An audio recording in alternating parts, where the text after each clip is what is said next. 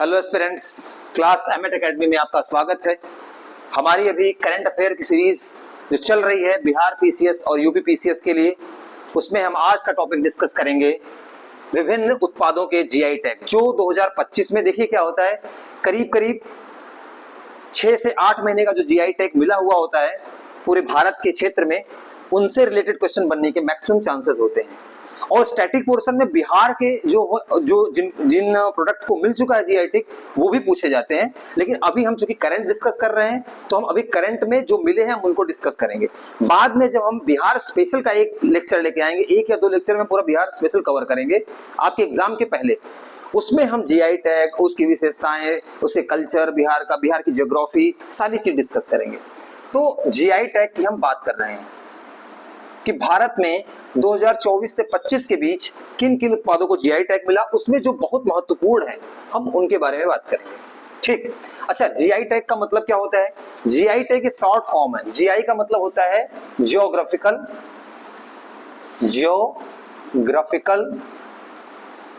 Identity, indication, sorry identity नहीं, indication, geographical indication, संकेतक।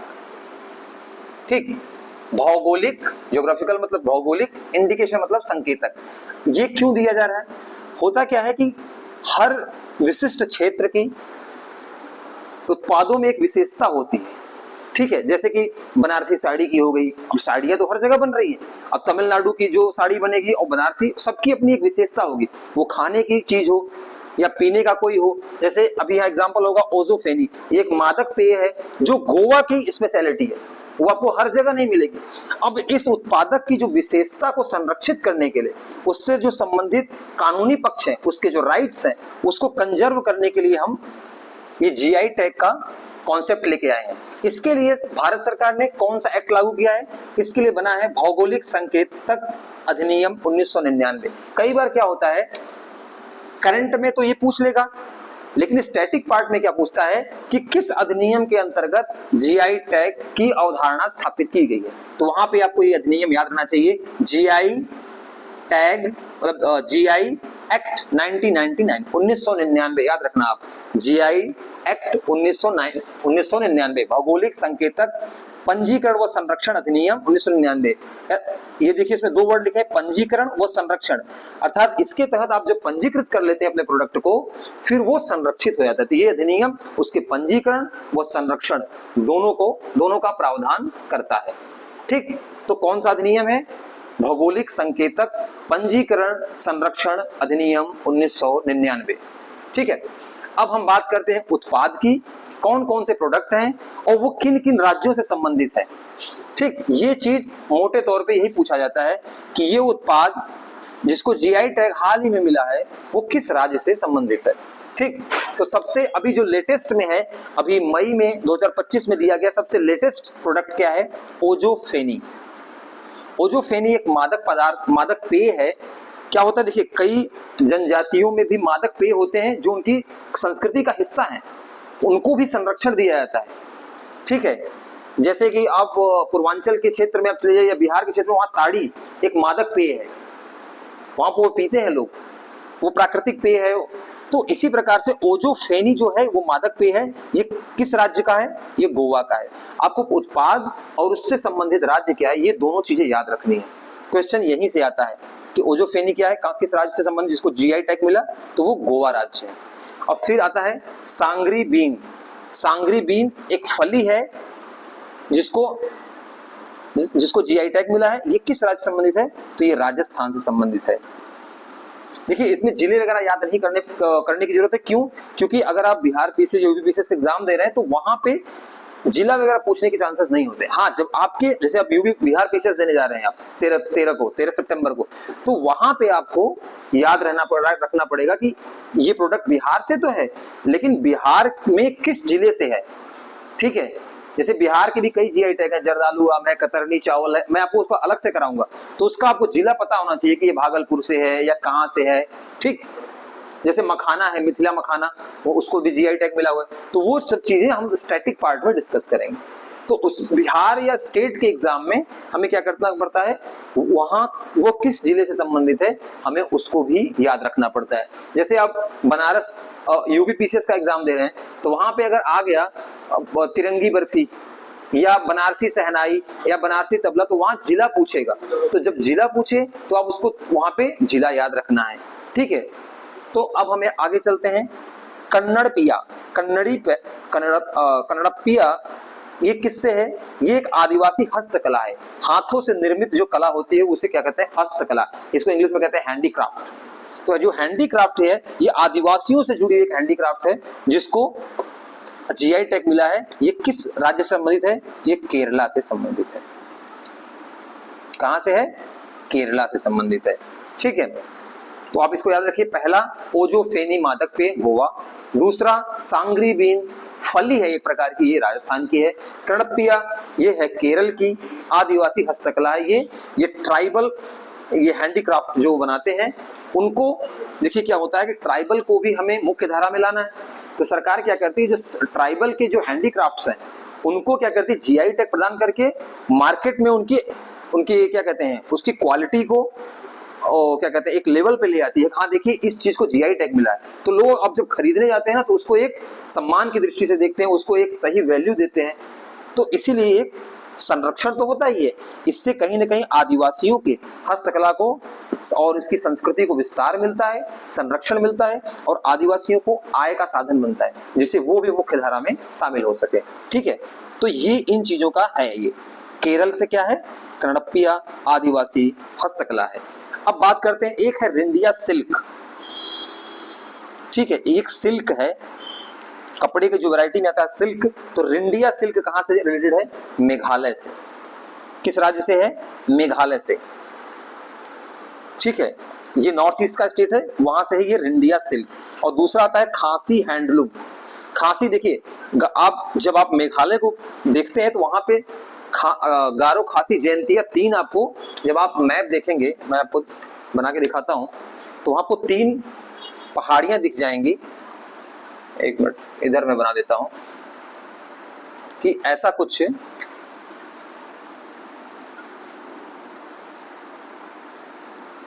ठीक है।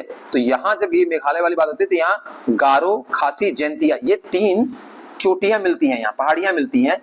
तो इसी खासी के नाम पर, ये जो खासी है, इसी खासी के नाम पर इस क्षेत्र में जो हैंडलूम बनता है उसको जीआई टैग दिया गया है, ठीक है। ये क्षेत्र विशेष के लिए ही होता है, ठीक। तो ये हो गया खासी हैंडलूम। ये कहां से है?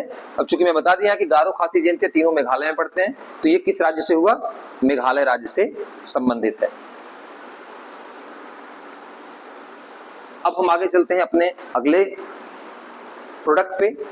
अच्छा एक चीज याद रखिएगा कि जो जीआई टैग दिया जाता है उसकी कभी कभी अगर वैलिडिटी पूछ ले, वैसे एग्जाम में अभी शायद अभी तक नहीं आया है, लेकिन अब याद रखिए कि जब भी किसी जीआई प्रोडक्ट को जीआई टैग दिया जाता है तो उसकी वैलिडिटी होती है 10 साल तक। 10 साल तक उसकी वैलिडिटी होती है, बाद में उसको हम रिन्यू करा सकते हैं, लेकिन वैलिडिटी एक बार में 10 साल ही मिलती है। तो अगर कभी ऑप्शन में क्या करता है, देखो कभी खेलने के लिए अगर क्वेश्चन को टफ बनाना हो तो मल्टीपल ऑप्शन दे देगा। पहले दे देगा कि जीआई टैग हाल ही में ओजो फेनी नाम के पादप पेय को जीआई टैग दिया, वो किस राज्य संबंधित? गोवा से संबंधित है।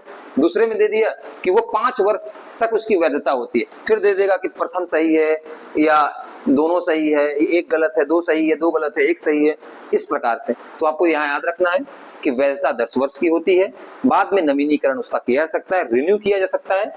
और जीआई टैग का एक्ट क्या है? 1999। अब हम चलते हैं नेक्स्ट उत्पाद पे। तो अब देखिए ये तो नाम से ही मालूम पड़ रहा है, ये तो नाम, अगर ये प्रोडक्ट आ जाए तो समझ लीजिए बोनस है क्वेश्चन आपके लिए कि बनारसी सहनाई या बनारसी तबला दे दे तो आपको पता ही हो जाएगा कि हाँ ये बनारस है तो यूपी में ही आएगा, तो इसमें कुछ याद करने की चीज नहीं है। अच्छा बनारस में काफी चीजों को जीआई टैग दिया गया, वहां के लाल पेड़े को दिया गया है, वहां के ये यूपीपीसीएस के लिए, हालांकि ये पुराना हो चुका है बट इसको फिर भी आप बनारस का लाल पेड़ा, बनारस की तिरंगी बर्फी, ठीक है, तिरंगी बर्फी, इन सबको वहां बनारस के लिए जीआई टैग मिला हुआ है। बनारसी जो लाल पेड़ा है और बनारस की जो तिरंगी बर्फी है बनारसी शहनाई और बनारसी तबला इस वर्ष जो मिला है 25 में, वो बनारसी शहनाई और बनारसी तबला को मिला है। ओ तबला है, तलवा लेंगे, सॉरी तबला, ठीक है, तबला। और इसके पहले तिरंगी बर्फी लाल पेड़ा को मिला है। अच्छा, तिरंगी बर्फी का एक मैं आपको स्टोरी बता दूं। तिरंगी बर्फी का शुरुआत कैसे हुआ क्या, आजादी के पहले की बात है, और अंग्रेजों ने जब कांग्रेस को क्या कहते हैं, क्विट इंडिया और ऐसे आंदोलनों के दौरान जब बैन किया जाता था, तो होता क्या था कि तिरंगा जैसे चित्र को बनाने पे बैन कर दिया जाता था कि आप तिरंगा को नहीं बना सकते। तो बनारस के लोगों ने क्या दिमाग लगाया कि ठीक है, अगर कोई विचार भेजना हो तो तिरंगा तो फोटो नहीं बना सकते, तो उन्हें बर्फी में तिरंगा बना दिया कि खाने में ही भेज दो। तो खाने को कोई रोक नहीं सकता क्योंकि वो प्रोडक्ट खाने वाली चीज है। तो ये बनारसी वालों लोगों का एक तरीका था स्वतंत्रता के संघर्ष को आगे बढ़ाने का, कि इसको हम ऐसे आगे बढ़ाएं। तो ये तिरंगी बर्फी जो है वो वहीं से निकला है। तो ये उसकी एक स्पेशल क्वालिटी हो गई, ठीक है, ये एक इसकी स्पेशल क्वालिटी हो गई, इसीलिए इसको जीआई टैग 2024 में दिया गया था, और लाल पेड़ा वहां का जीआई टैग प्राप्त कर चुका है। लेकिन 2025 का जो है वो शहनाई है और तबला है। तो ये दोनों आप लोग, ये इन दोनों को आप याद रखिएगा, ये यूपी से संबंधित है। अब देखिए, अब सौंदेश का नाम ही बोलने में सौंदेश बोलते हैं, तो जो ये सौंदेश साउंड है ना, वो बंगाल का साउंड है सौंदेश बोलने का। तो सौंदेश जब भी आए तो ये एक मिठाई है पश्चिम बंगाल से संबंधित। तो इस बार किसको मिला है, नोलेन गुड़ सौंदेश। नोलेन गुड़ संदेश मिठाई है एक प्रकार की जो पश्चिम बंगाल की फेमस होती है, तो इसको जीआई टैग मिला हुआ है, नोलेन गुड़ संदेश। इसको आप स्नैपशॉट ले लीजिए पूरा, आपको ये रिवाइज करने में, लास्ट टाइम रिवाइज करने में बहुत यूजफुल होगा। जैसे आप एग्जाम टाइम में जा रहे हैं तो आपको 2-3 दिन बचा होगा, तो आप क्या करते हैं, अब सारे रजिस्टर तो लेके जाएंगे नहीं सेंटर के आसपास, आप रजिस्टर तो लेके जाएंगे नहीं, तो वहां में आपके मोबाइल में अगर स्नैपशॉट बचा है ना, तो लास्ट टाइम ये रिवाइज करने में आपको बड़ा मददगार होगा, बहुत हेल्पफुल होगा। अच्छा, लास्ट टाइम कभी कभी क्या होता है कि एक बार का देखना भी ना वहाँ काफी काम आ जाता है, तो लास्ट टाइम में ये स्नैपशॉट बहुत यूजफुल होगा। तो आप इसका स्नैपशॉट ले लीजिए और नोट मेकिंग करते रहिए, क्योंकि लिखने का जो है ना, लिखने का जो तरीका है वो बहुत जरूरी है। लिखने से क्या होता है, चीजें ना काफी देर तक याद रहती हैं, काफी देर तक। केवल पढ़ना और लिखना दोनों में काफी अंतर रहता है। दोनों प्रोसेस, जो लिखने के साथ पढ़ना है वो ज्यादा स्टेबिलिटी देगा मेमोरी में आपके फैक्ट को या कॉन्सेप्ट को, ठीक। मुझे उम्मीद है कि आपने इसका स्नैपशॉट ले लिया होगा और आपने नोट मेकिंग कर ली होगी। तब हम अब चलते हैं अपने अगले प्रोडक्ट की तरफ। अब आता है कुंभकोणम पान के पत्ते, ठीक है, कुंभकोणम पान के पत्ते, ये इनको जीआई टैग मिला है। और ये कहाँ से संबंधित है, देखिए, एक तो यही हो जाता है, कुंभकोणम शब्द से मालूम पड़ रहा है ये साउथ इंडिया के स्टेट है।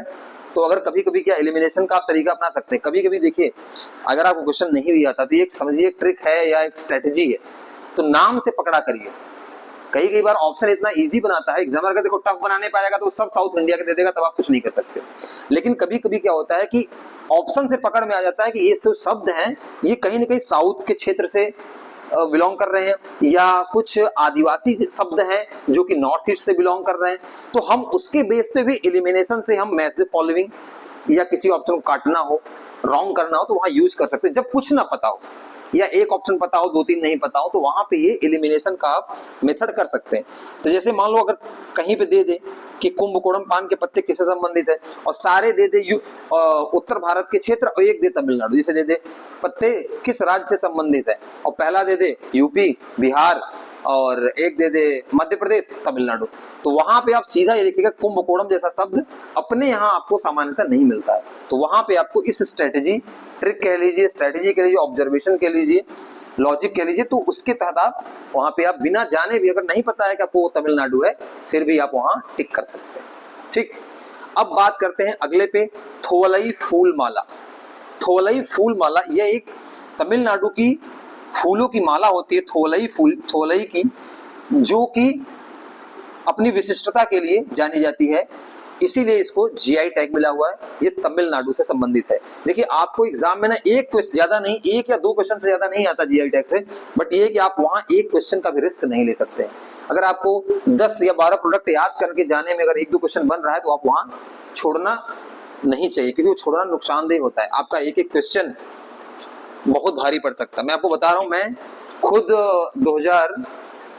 शायद 68वीं बीपीएससी में देने गया था, मेरा जिस बार कट ऑफ 108 गया था पहली बार, उस बार मेरा 107 था, एक नंबर से रह गया था।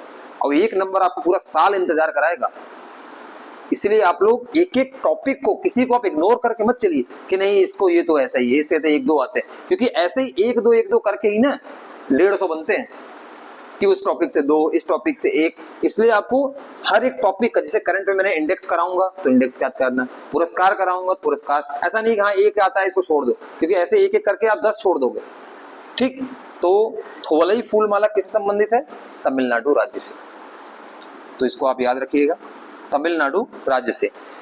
अब आता है वारंगल चपाता मिर्च। अब देखो वारंगल अगर आपको पता हो ज्योग्राफी में, तो वारंगल आता है किसके अंदर? तेलंगाना के अंदर। तो वारंगल चपाता मिर्च जो है ये मिर्च का है, एक टमाटर मिर्च होती है जो, उसी का एक नाम है वारंगल चपाता मिर्च। इसकी विशिष्टता के लिए जीआई टैग मिला हो। ये कहां से है? तेलंगाना के अंदर, तेलंगाना के अंतर्गत। ठीक, इसको आप नोट कर लीजिए तीनों को। कुंभकोणम नाम से आप तमिलनाडु, थोलई फूलमाला तमिलनाडु, वारंगल चपाता मिर्च तेलंगाना से, और अब लास्ट आता है हमारा सौदागरी ब्लॉक प्रिंट। ये एक प्रिंट का प्रकार है, सौदागरी ब्लॉक प्रिंट। ये गुजरात राज्य से संबंधित है, गुजरात से संबंधित है सौदागरी। ठीक है, सौदागरी ब्लॉक प्रिंट जिसको जीआई टैग मिला है, ये गुजरात राज्य से संबंधित है। ये आपके करीब करीब अक्टूबर 2024 से लेके और आपके अभी तक 2025 मई तक के सारे जीआई टैग हैं।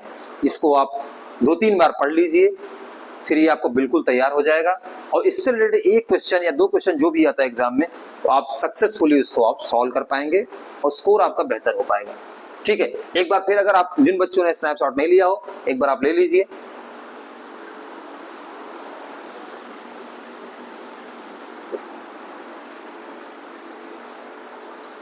मुझे उम्मीद है कि आपने स्नैपशॉट ले लिया होगा। देखिए अभी ये जो हमारे टॉपिक है, ये छोटे छोटे टॉपिक हैं, बट एक एक क्वेश्चन के ये 1-2 क्वेश्चन का वेटेज रखते हैं, तो इसलिए एक एक क्वेश्चन का वेटेज रखते हैं, इसलिए हम ये शॉर्ट्स वीडियो में इसको कंप्लीट करेंगे। ठीक है, जो बड़े 2 क्वेश्चन 3 क्वेश्चन का वेटेज रहेंगे उसको हम 40 मिनट 50 मिनट उसको उसी हिसाब से वेटेज देंगे। तो ये हमारा, आपने इसको पूरा नोट कर लिया होगा उम्मीद है, स्नैपशॉट ले लिया होगा। तो अब इस टॉपिक के लेक्चर को हम यही समाप्त करते हैं। फिर हम करंट अफेयर के जो पुरस्कारों वाली सीरीज है, जिसमें हमने राष्ट्रीय पुरस्कार और खेल पुरस्कार को डिस्कस किया था, उसको और साहित्य पुरस्कार को डिस्कस किया था, उसमें हम नोबेल पुरस्कार और जो साहित्य पुरस्कार में बचे उनको, राष्ट्रीय फिल्म पुरस्कार, अभी आपको पता होगा कि राष्ट्रीय फिल्म पुरस्कार की घोषणा की गई है, तो हो सकता है वो क्वेश्चन पूछे जाए, जिसमें बेस्ट फिल्म का अवार्ड मिला है 12th फेल को और बेस्ट हिंदी फिल्म का अवार्ड मिला कटहल को, उसको हम पूरा डिस्कस करेंगे, वो इंपॉर्टेंट क्वेश्चन बनता है। ठीक है, तो अभी इस लेक्चर को हम यही समाप्त करते हैं, मिलते हैं नेक्स्ट लेक्चर में, तब तक आप इसको पढ़ते रहिए। ठीक है।